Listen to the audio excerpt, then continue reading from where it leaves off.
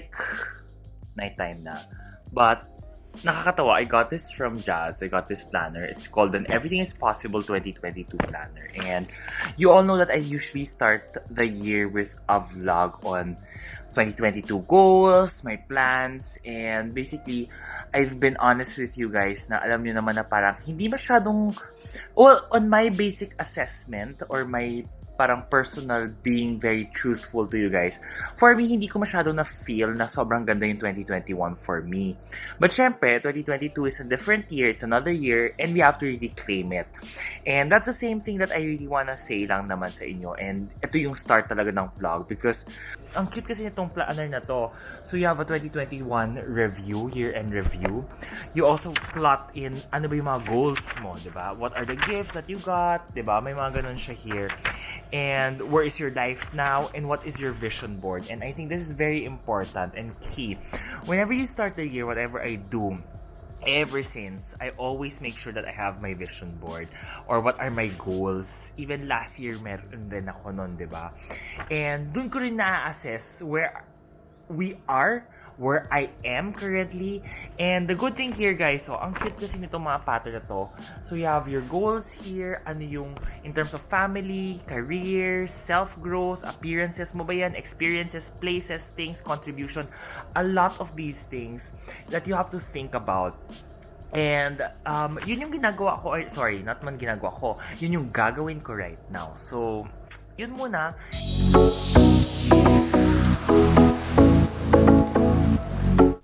Good morning, guys. So basically, what I want to talk about right now is number 1, health goals. And then number 2 will be professional goals. Dahil syempre, nasa setup tayo ng aking comfort of my office.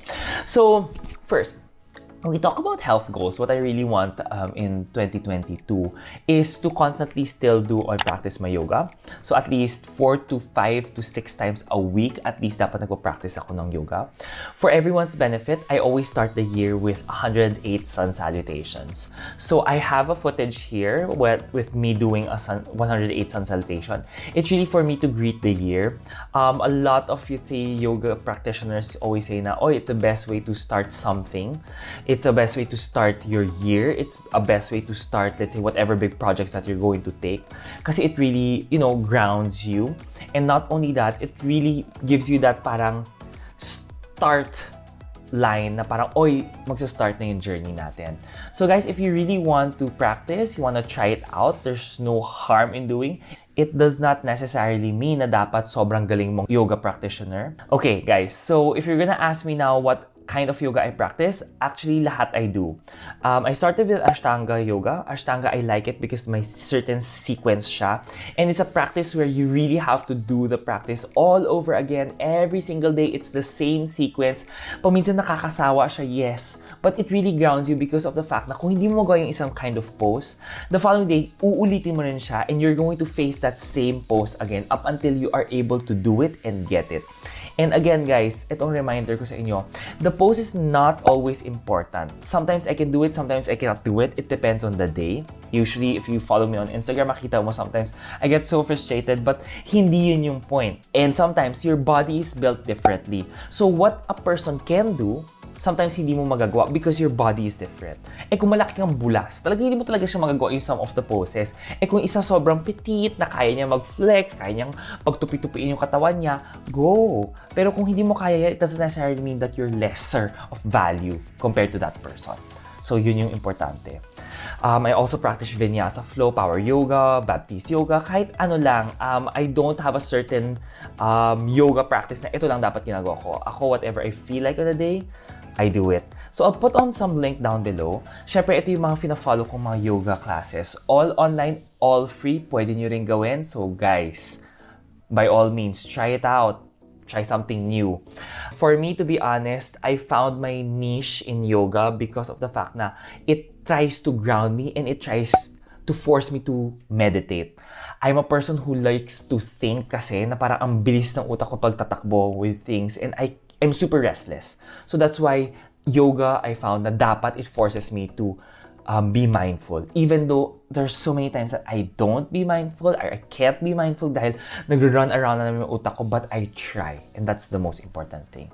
Also, I want to try to lose around 5 to 10 more pounds and tone my body. So this year is really more about toning. For so many years, I've never toned my body. It's because I just really like to do cardio.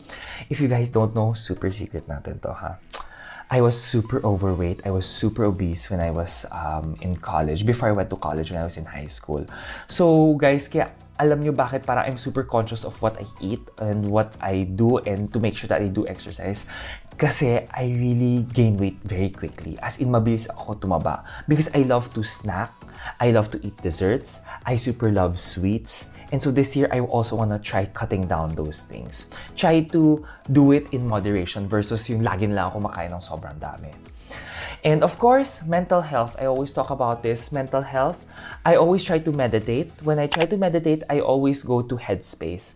Headspace is an app here. I'm not sponsored by all means or by any means. But if you really want to do it, try it out. I love Headspace because it makes meditation, or they made meditation super easy. In a sense na parang they make it into a game. So, try to meditate maybe in the morning or at night as well. Try to also meditate, and ang maganda rin kay Headspace is they have Sleepcast. There are days where I'm super restless. I cannot or I don't find it easy to sleep.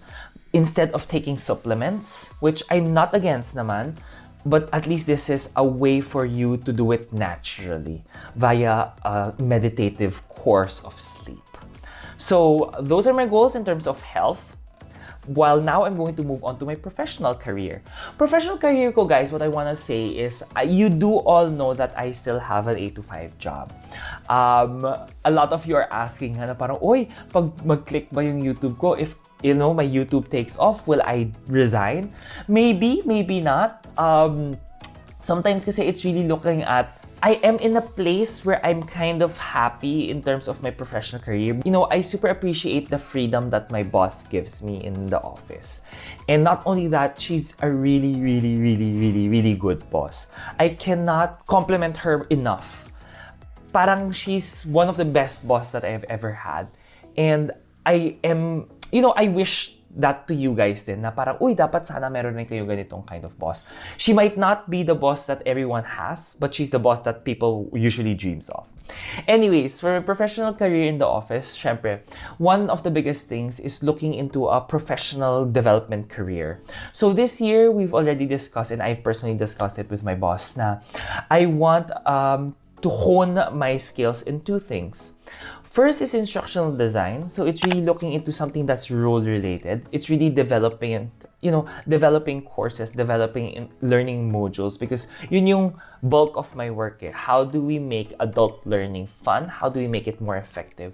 So it's really for me to get that skills. Based on my background, educational background, I did not have a focus, or never ako nagkaroon ng professional development on that, in instructional design. Wala. So that's one thing that I really want to focus on. And second is also professional coaching. If you guys notice that I kind of like talking, I love developing people in a sense. Hindi niyo siya napapansin because usually I talk about credit cards. But if na-notice nyo, parang I really like to talk. I really like to also look into how do we solve problems? How do we help people? I think it's the same reason why I created this vlog. It's really about creating and helping people. And that's the most important thing. How do we help people? So this year, yun din kailangan ko. And that's why I went into professional coaching. Coaching people, coaching careers, coaching people depending on their strengths.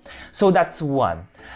These two, I'm looking at least finishing it within the year. It's not an easy course dahil may mga exams yan at saka may mga certifications din yan. So it might not be easy, but I'm looking at making sure that we finish it, I finish it, and really spending time. It's like me going back to school. So juggling all of these things as well. So guys, that's more of my professional career goals. And when it comes to career goals, I know that it will take a year for me at least to develop. And of course, guys, ito yung reminder ko. When we look into learning for people, usually it takes 3 to 6 months to learn a new skill. But guys, it takes 12 to 18 months for you to really have that competency and to be competent when you're really executing and doing that new skill. So guys, never rush into things. Take it one step at a time. It's never right for you to rush into a new skill, so a new competency. Learn it first and then practice. Practice makes perfect. Guys, when it comes to learning, ito yung gusto ko introduce sa inyong model. It's your usual learning model. It's what they call the 70-20-10. So we usually use it whenever in a professional career. They always say na 70% of the time is on-the-job learning. So basically, this is you doing that role, doing that task. 20% of the time, it's informal learning. Learning from others, learning from coaches, learning from your boss, learning from your immediate supervisor. And it's only 10% where it's formal learning. So formal learning is classroom training, classroom learning. So guys, napakaliit lang nitong formal learning. So when we look into learning a new skill, if you learn it from a class, from school, or it only takes up 10% of the 70-20-10 learning, a big chunk is for you to do it. So when you learn a new skill, you have to do it. If you don't do it, you will never really hone that skill and you will really lose that skill in the long run. So guys, that's for my health goals and professional career goals in 2022, and we'll move on to the next goals. So guys, now naman, let's go to the more professional side of things. I want to first talk about YouTube goals. I want to talk about business goals. And then third, I want to talk about my personal finance, personal wealth goals rin for 2022. Inuna ko yung YouTube, guys. It's really because I really found so much strength in 2021 with all of you guys. Especially those who stuck with me since day one. Yung mga OG fans ko talaga, you know who you are. I don't need to mention you guys, but kilala nyo kung sino kayo. Those who are messaging me on Instagram, those who are even sending me private messages on TikTok, and even commenting on all my YouTube channels and hitting that like button. It really helps me a lot, and whenever we discuss, parang ramdam na ramdam ko na sobrang friends lang tayo. If it was a different situation, I'm sure we will have met live. We could have talked, pero syempre, COVID, stay at home muna tayo, and masaya na ako na gabi-gabi tayo na, or once a week nyo ako mina-message sa Instagram, ox na tayo doon. But guys, I have my trusty phone. I have my Notion app. Guys, I love using Notion. I'm not sponsored by Notion, but yes, I can share the link on how to download Notion. Yes, medyo aaralin mo how to use it, how to maximize using Notion, but once you get a hold of it, ay nako, heaven sent siya, parang wow, ang ganda. Okay, So first and foremost, YouTube goals ko. So basically, my goal for 2022 is still to upload one times a week. One times a week talaga. Once a week. Kakaloka, no? Medyo ano ba yung utak ko? Once a week talaga, kasi sinabi ko na, you know, it's really my way of sharing everything that I know, everything that I want to share with you guys. And guys, let me know kung ano pa yung mga content na gusto mo gawin ko. I'm slowly not only focusing all on credit cards, para syempre meron na tayo other variety in content. My focus syempre is, what I want is, we still have finance, credit cards, hacks mo nandyan, predominantly doon nakafocus kung saan ako nag-i-invest. The other one is when travel comes, I really want to share my travel hacks with you and travel tips ko sa inyo. And of course, food, kasama na rin yan, diba? And more on my personal life. Please let me know guys kung saan nyo talaga pinakagusto ko pag-usapan. Ano yung mga vlogs na gusto nyong panoorin. So let me know, comment down below. Let me know para at least alam ko kasi lahat yan sinasagot ko. And then guys, so my stretched goal for this year, stretch talaga siya, no? Sabi ko, baka naman maka 50k subscribers ako. But ang super stretched goal ko is 100,000 subscribers. Ang misyosa. Pero guys, yun naman talaga yung goals, di ba? You guys know that I don't have lots of subscribers on my channel. And you know, I've never started a YouTube channel for the main reason na gusto ko talaga maging sikat or gusto ko parang kumita. So, as napansin nyo nga, di ba, parang mali ko ang gawa, no? Wala akong masyadong affiliate links, but I will slowly have sana. And I never sell anything to you guys. That's one thing that I don't want to do. I will not sell you books. I will not sell you parang become a member of this special group. That's just not me. Parang, I created this vlog not having that mindset na, uy, kailangan ko kumita na maraming pera. But again, it's really just to help. That's why every share, every like nyo counts because it really helps me a lot as well. To really let me know kung ano yung mga contents na gusto nyo at ano yung mga content na talagang value-adding for you guys. Siyempre, kasi kung hindi naman siya value-adding, di baka bawasan ko yung ganong kinds of content, di ba? So, basically, that's my plan for YouTube. More to come. Hindi ako aalis. I will still be here. And it's really going to be constant. I started it actually nung last January lang where I constantly upload weekly. Dati kasi hindi ganon eh. Parang nung the pandemic started, medyo putol-putol siya. So, I really found the rigor na I need to upload. Yes, guys, mahirap talaga siya. But para sa inyo, gagawin ko siya. Okay, now, second is I want to move on to personal business goals ko. So, when it comes to personal business ko, I cannot share lang exactong numbers. Syempre kasi hindi naman siya business ko lang. I have a business partner. But guys, it's all about home goods. Baka hindi nyo alam, yes, I do have a business. I also have home good business. I'm gonna put the tag down below. It's called Métier Home. So you can be métiers of your home. So it's really curated goods and finds. Prints. Ang ganda. Parang ganon dapat yung vibe mo. So our goal really is to really double the sales and profits namin compared to last year. That's really our goal for this year. But a stretch goal is to triple that. So if we meet our stretch goal, basically, mas malaki lang yung dividends na bumabalik sa amin. So, guys, we are a very lean team.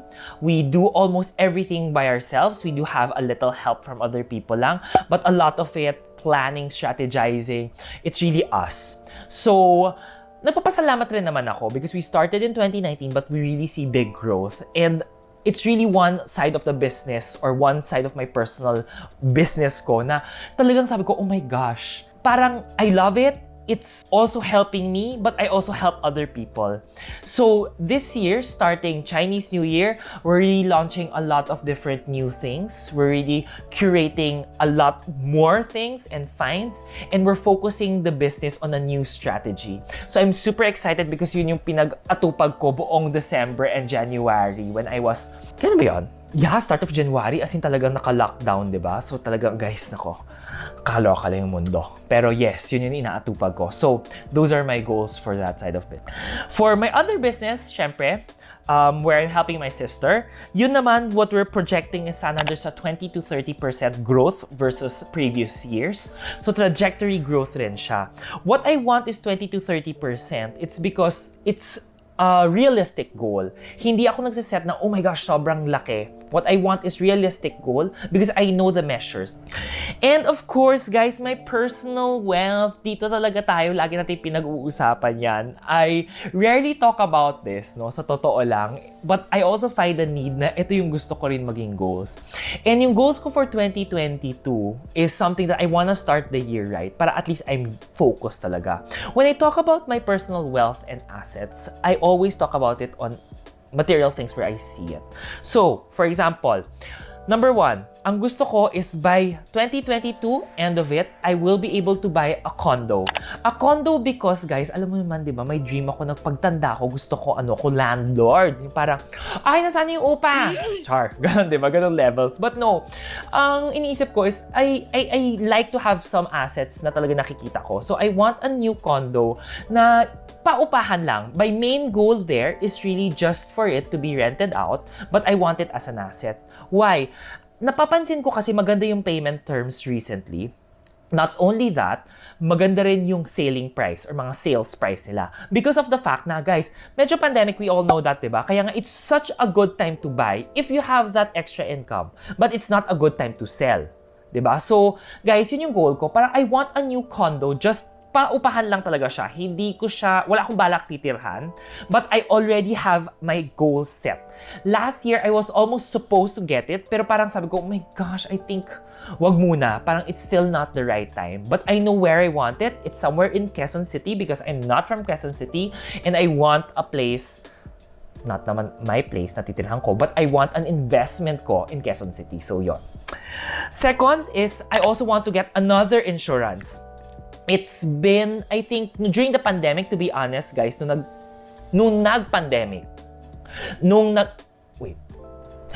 last year. So, last year, guys, hindi ako bumili ng insurance. Kasi the past few years, bumili ako eh. So, last year, hindi ako bumili ng insurance. I want to buy an insurance for myself. It's like an investment with health insurance as well. And I've already have my eyes set on an insurance. Guys, sa totoo lang, ito is dahil I have somebody who keeps on talking well, sales agent siya base. So guys, I have my eyes set on what insurance company I'm gonna buy.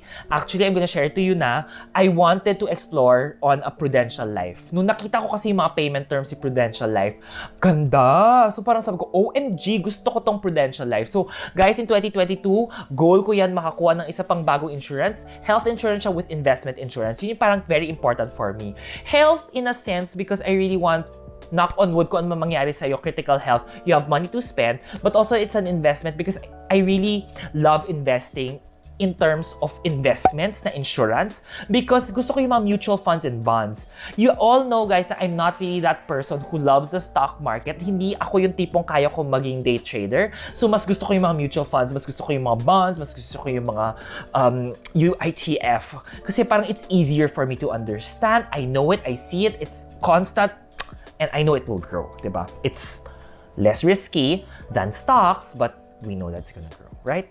Okay. And then, what else?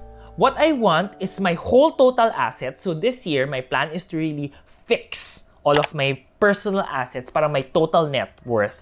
Nagagawin ko siya na I want 20% of all my money should all be in crypto, mutual funds, and bonds. 20% on the other hand will be on physical assets where it's tangible. Like, I mean, tangible assets like bahay, kotse, lupa. Technically, hindi pala good investment ang kotse. So, tanggal siya, chugi siya.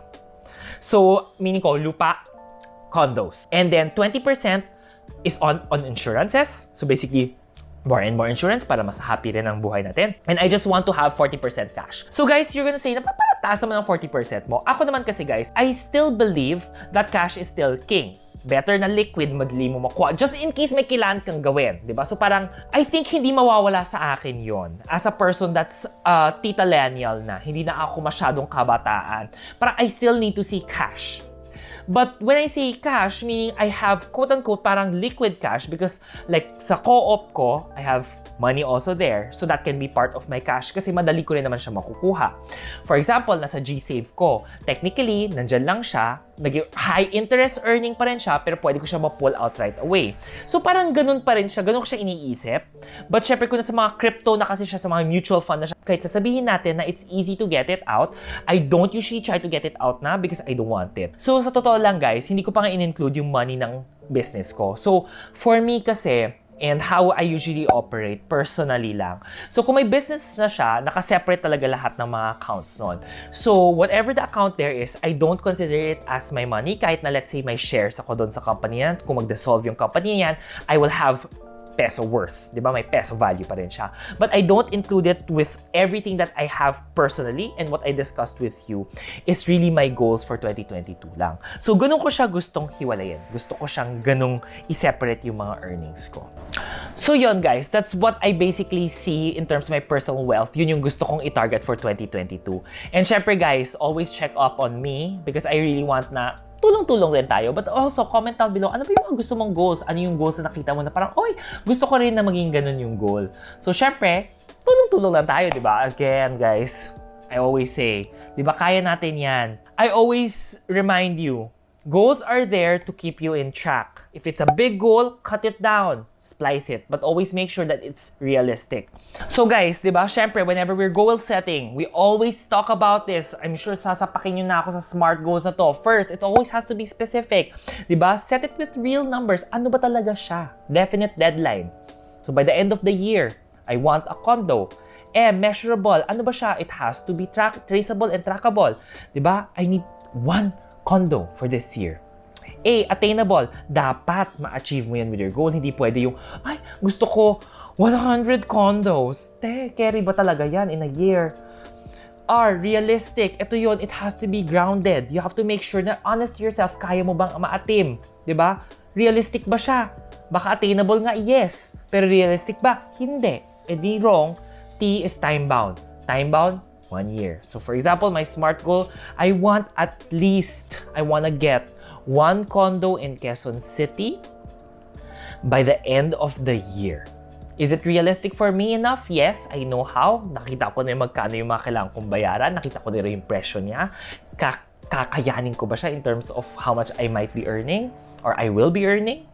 Mukhang carry siya. But again, syempre, sometimes, if you wanna achieve something, definitely something's gonna give. Then that means ako, baka hindi nila ako bibili ng bags. Ilalagay ko na lang siya doon. But guys, I'm not saying na laging ipagkait mo sarili mo. We're living life after life, day after day. Sometimes you really have to reward yourself. I'm not the type of person na ipagkait mo lahat sa mundo sa sarili mo. But guys, you have to just make sure na kung kaya mong bilhin, go. But hindi, medyo OA, hindi, aminin natin sa sarili natin na it's not. Okay? So guys, yun siya for the 3 things. Ay nako, I'm so excited na gusto ko talagang ma-attain yan. And talagang sasabihin natin, ma-achieve natin siya in 2022. And guys, comment down below ano ba sa tingin mo yung magandang goals dyan, di ba? So yes, ang haba na ng vlog natin to, but I really want it to be very comprehensive kasi I want you with me along dito sa journey na to for my 2022 goals. So syempre guys, let's move on to the next. So guys, welcome to my bed. Welcome to my bed talaga. Parado to. Guys, kung napansin nyo, lahat ng gamit ko itim din. I like, itim rin yung pillowcase ko, itim rin yung itsura ng kama ko, ganun talaga siya. Anyways, dyan siya. And I want to introduce to you, para alam nyo, my gosh, my favorite pillow, as in, ang luma na itong pillow na to, but it's given to me by my best friend, and up until now, unan ko pa rin siya. Like, it's been with me too thick and thin. Kadiri na siya, I think. Sabihin niyo, tanda ko na, pero may ganito pa ako. But yeah, I like it. It's like, wala lang. Parang, I feel secure with it. Anyway, so yeah, dyan siya. So guys, I want to end this vlog with looking at yourself. Syempre, in 2022, we have to look at how we're going to grow personally. And how is our individual growth. And I always talk about individual growth in a lot of things that we do. May it be at work, may it be in the... Parang stress ako dito sa unang ko na to. So, personal growth is very important. It's key. Why? Number 1, we always grow in a sense. Hindi tayo pwede mag-stagnate in our life. And personal growth, ikaw lang talaga ang may hawak niyan. Ikaw ang may hawak kung how are you going to grow in the future. So for me, in 2022, ito yung goals ko talaga. Number 1 is I will commit at least reading 1 book per month. So meaning ko, I need to finish the book within a month. This January, I was able to finish the book, Building a Brand Story. I think you will see this on my previous vlog lang na ito yung binili ko. So it's by Donald Miller. So guys, let me know if gusto nyo ba na nagto-talk about ako with mga book reviews. But guys, mind you, all the books that I read are all non-fiction kasi mas na-enganyo ako with non-fiction.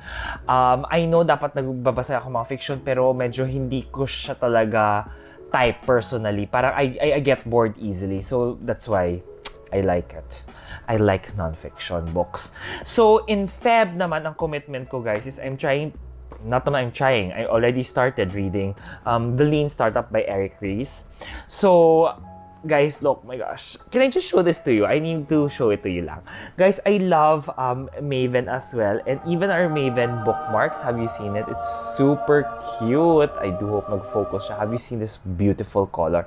So, whenever you're reading a book, di ba? Ang cute, di ba? Taray, ang ganda na kasi ng bookmark mo.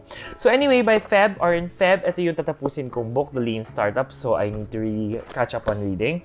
So that's my commitment, at least 1 book a month. So it depends on whatever book it is, but it's for my personal growth, for growth of the business, or for growth of my career.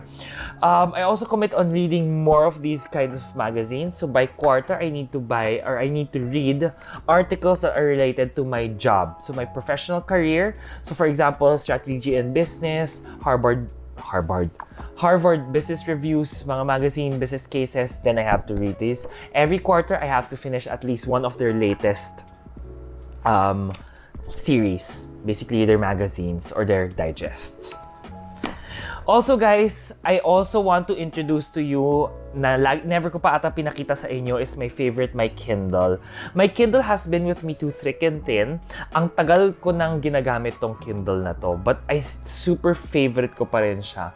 I'm telling you that I love reading a book pa rin. Physical book.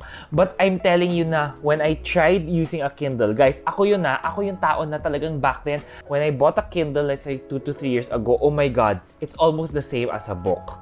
Napabili na ako ng book recently because I was in the bookstore with my friend. Nakita niyo sa previous vlog ko yun, di ba? That's why bumili ako. But I usually buy it off of a Kindle. I'll just show you guys how a Kindle looks like and I'll show you how my library is. This is basically my Kindle and ayan yung mga books na binibigay sa akin. I will be reading Think Again by Adam Grant, so I'm kind of excited to read that. I read a sample of it. Maganda dito sa Kindle is you can read samples and kung nagustuhan mo yung book, then you can buy it. Guys, super light to. I don't put any case with it na. I don't do anything with it. May ilaw na siya. Super love ko to. And it's even waterproof. So guys, Kindle Paperwhite, love. And then of course, guys, lastly, before anything else, I went back to a physical planner. I always have a physical planner naman.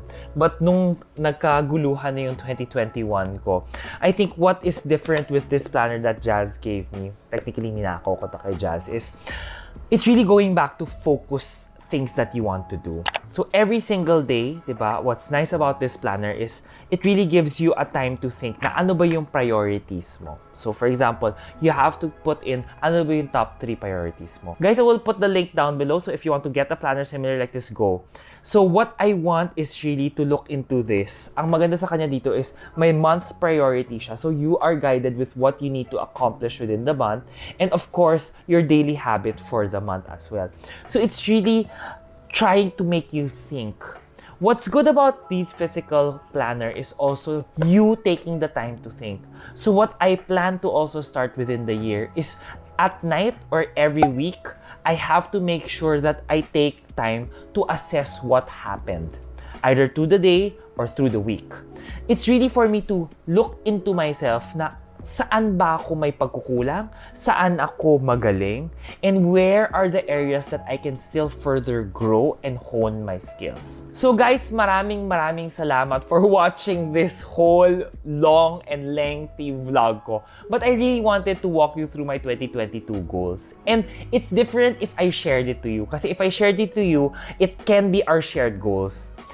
It can serve as an inspiration for you to have the similar or the same goals as me. Why not? But also, guys, you can also help me check up on my goals. So, comment, Instagram, share your post, keep on messaging me, reminding me na, uy, nasaan ka na sa goal mo ng 2022? Diba? Kailangan meron tayong constant reminder. And of course, guys, dahil you stayed through this whole video, iilan lang sa inyo yan for sure. Comment down below, what is your 2022 biggest goal? Ano yung goal na gusto mo talaga ma-attain at ma-achieve? Again guys, it has to be SMART. Specific, measurable, attainable, realistic, and time-bound. So guys, share it to me and of course, I will pick a winner. And when I pick a winner, syempre surprise nila. I don't even wanna tell you what I'm gonna give you. Basta I'm gonna give you something kasi wala lang. Di ba mahilig ako mamigay ng mga things na I think it will help you for your 2022 way or plans and even your goals. And I want you actually to start planning out your 2022 goals. Recently lang ako kahit sa tagal kong ganito, recently lang ako nag-plan out ng super in detail na mga goals. So I'm super happy na we notch. Ano ba yan? So guys, maraming salamat na pinanood nyo to hanggang dulo ng vlog na to. Maraming salamat and I hope I get to choose you as a winner. Surprise na lang. Basta ipapadala ko sa inyo yung prize nyo. So guys, again, comment kung ano pa mga gusto nyo panoorin ng mga videos. Don't forget to like this video, hit that subscribe button, bell notification button, and share it to your friends and families. Comment as it will help the algorithm. Help me grow my channel this 2022. So syempre guys, I'll see you on my next vlog. Bye guys!